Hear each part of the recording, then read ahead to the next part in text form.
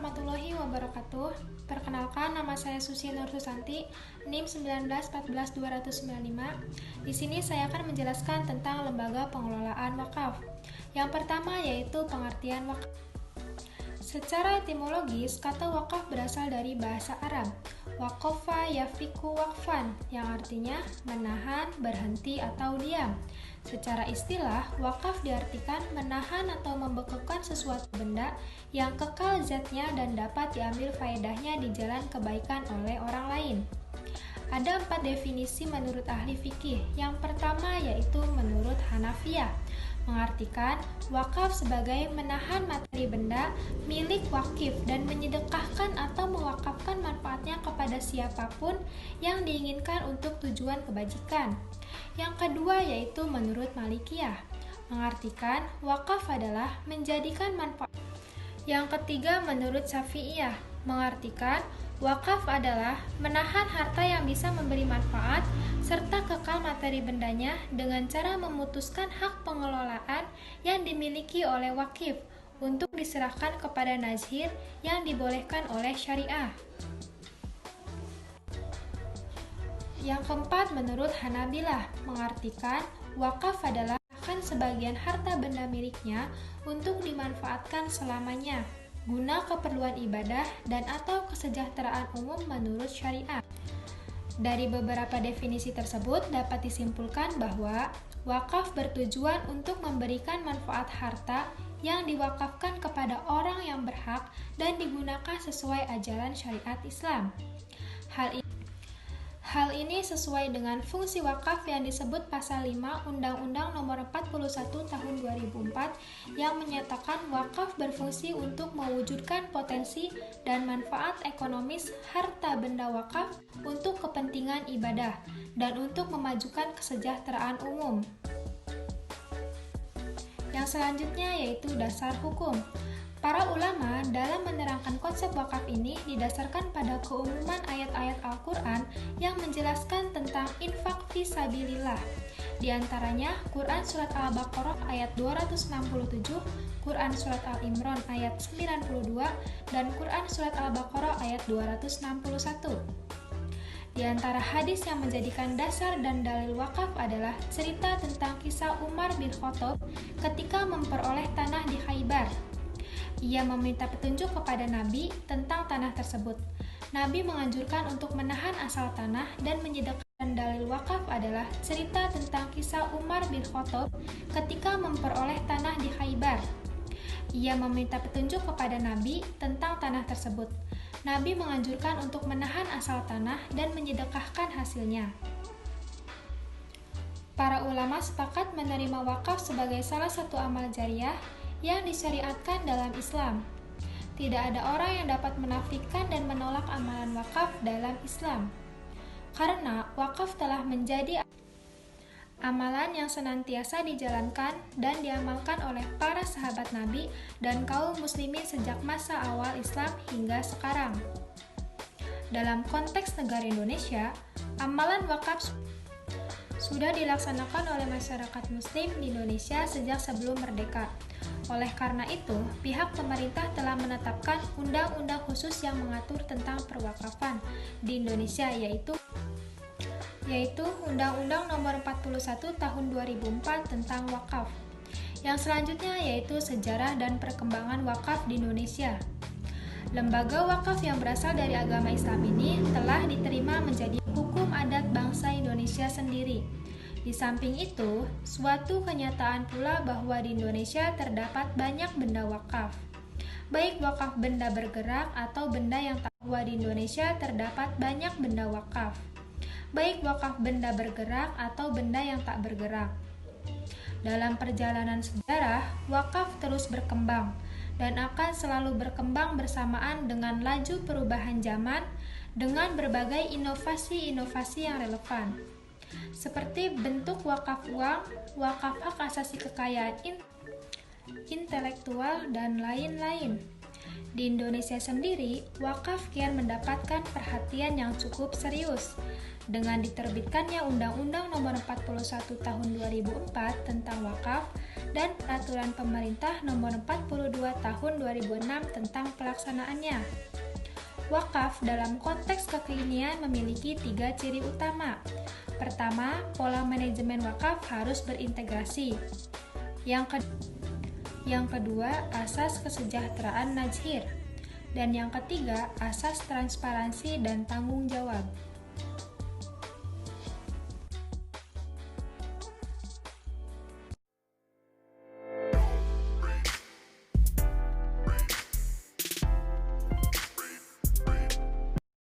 Saya akan melanjutkan pembahasan yang selanjutnya, yaitu mengenai rukun dan syarat wakaf, harta benda wakaf dan pemanfaatannya, dan Badan Wakaf Indonesia.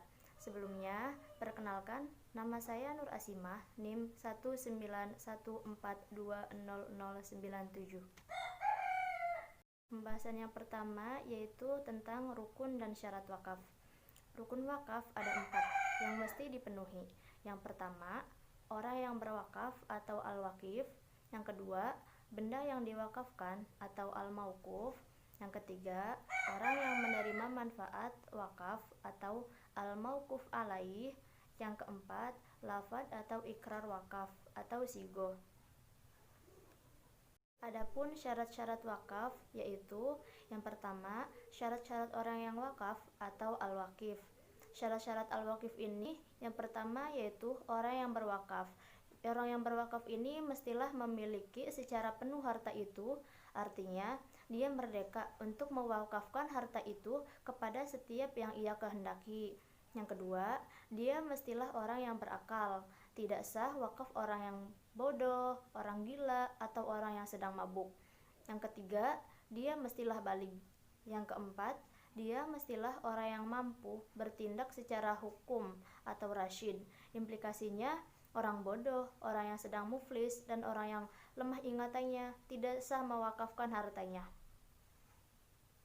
Kedua, yaitu syarat-syarat harta yang diwakafkan atau al-mauquf.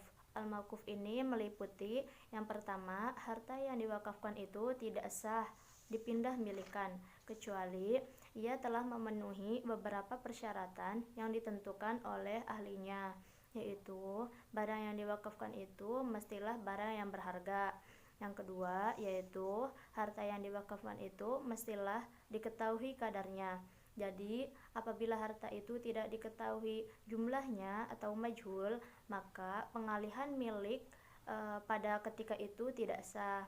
Yang ketiga, harta yang diwakafkan itu pasti dimiliki oleh orang yang berwakaf atau wakif. Yang keempat, harta itu mestilah harta orang lain atau mufarrozan, atau disebut juga dengan istilah ghairu sa'i.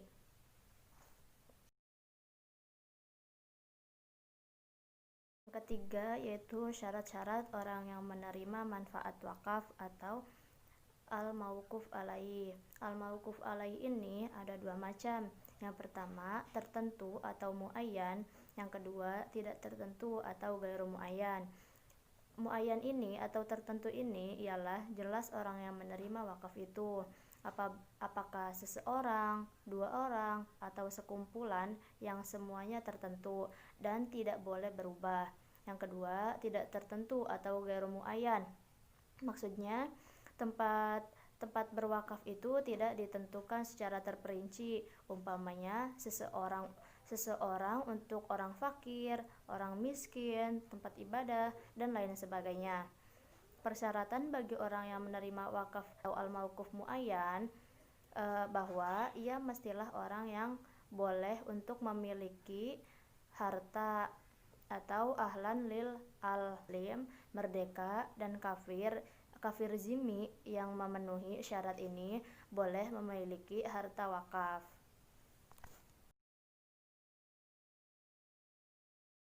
Yang keempat yaitu syarat-syarat yang berkaitan dengan ghairu muayyan, yaitu bahwa yang akan menerima wakaf itu mestilah dapat menjadikan wakaf itu untuk kebaikan yang dengannya dapat mendekatkan kepada Allah Ta'ala, dan wakaf ini hanya bertujuan untuk kepentingan Islam saja.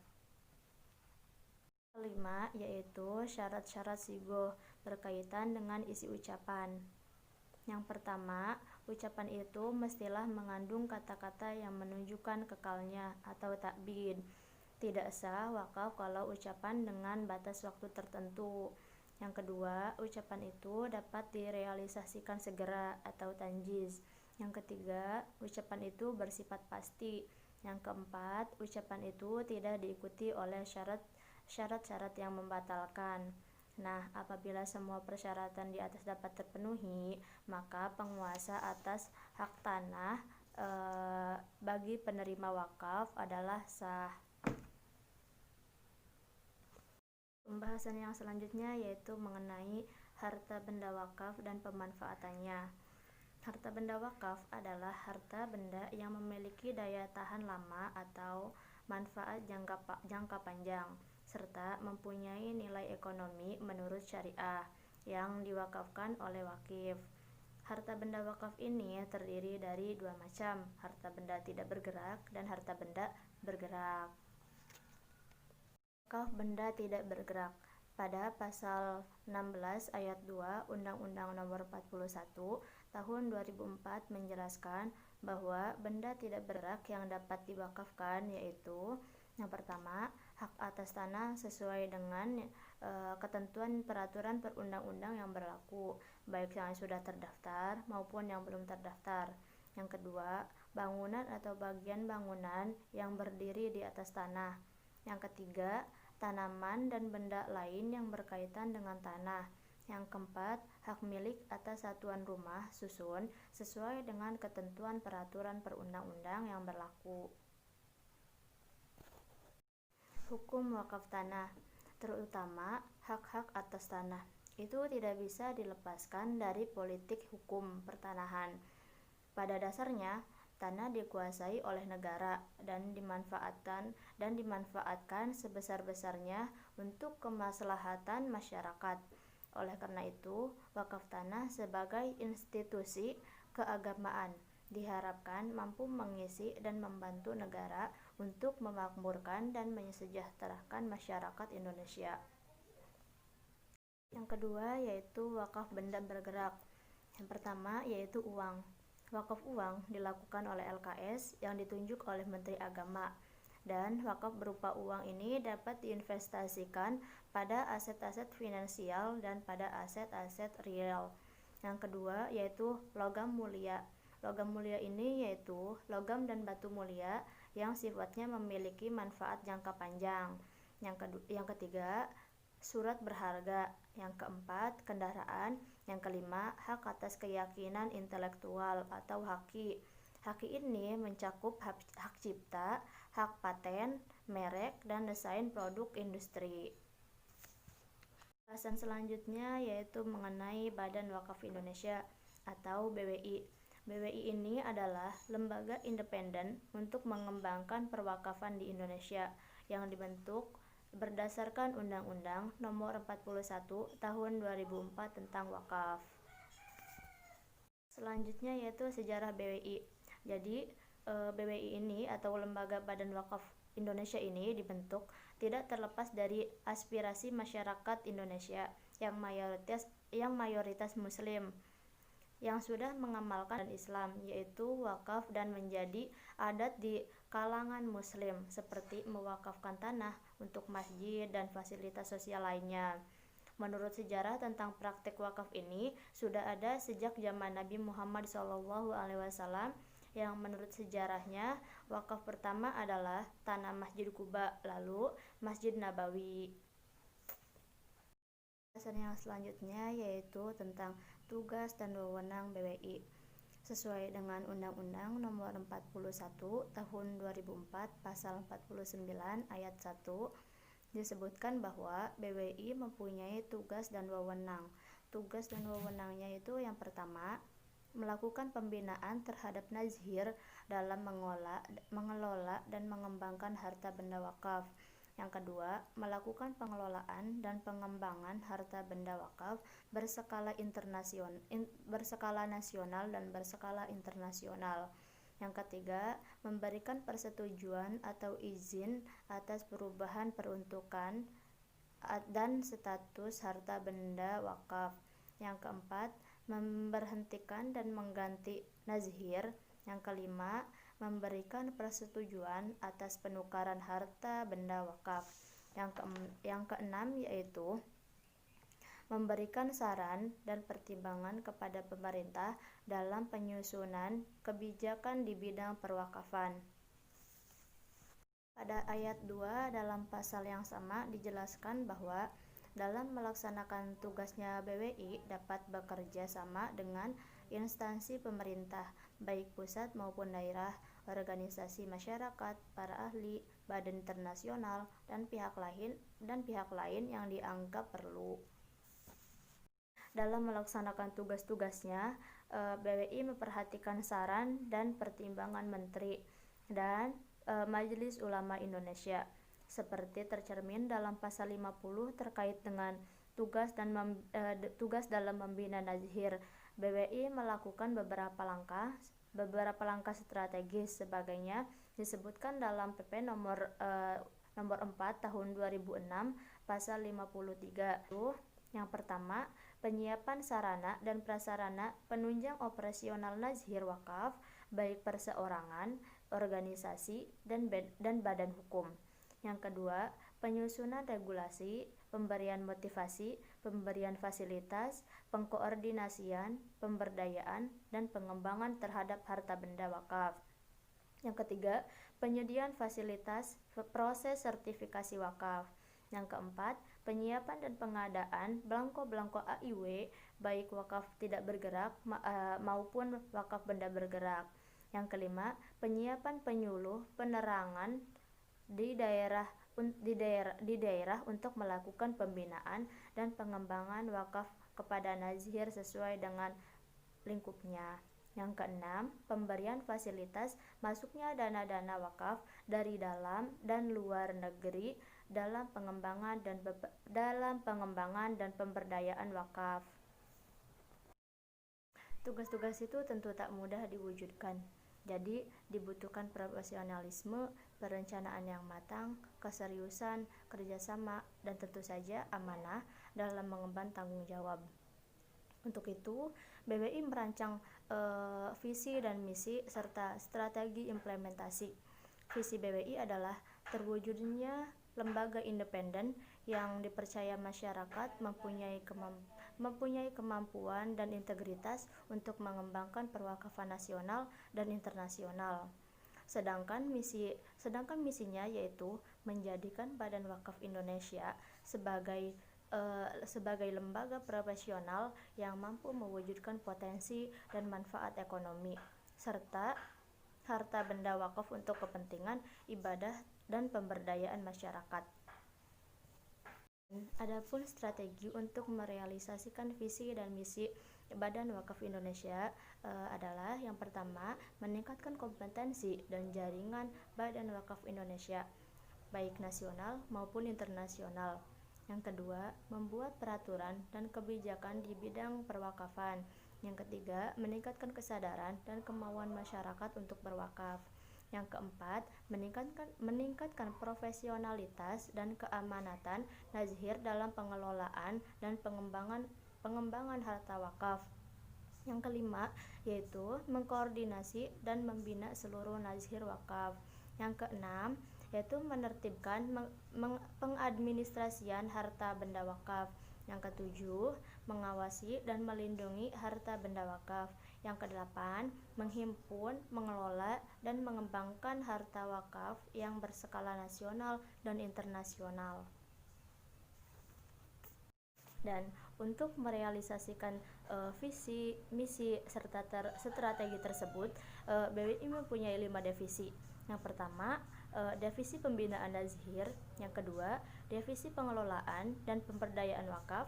Yang ketiga, divisi kelembagaan. Yang keempat, divisi hubungan masyarakat, dan yang kelima yaitu divisi penelitian dan pengembangan wakaf. Mungkin itu saja yang dapat kami sampaikan. Kurang dan lebihnya kami mohon maaf. Wabillahi taufiq wal hidayah. Wassalamualaikum warahmatullahi wabarakatuh.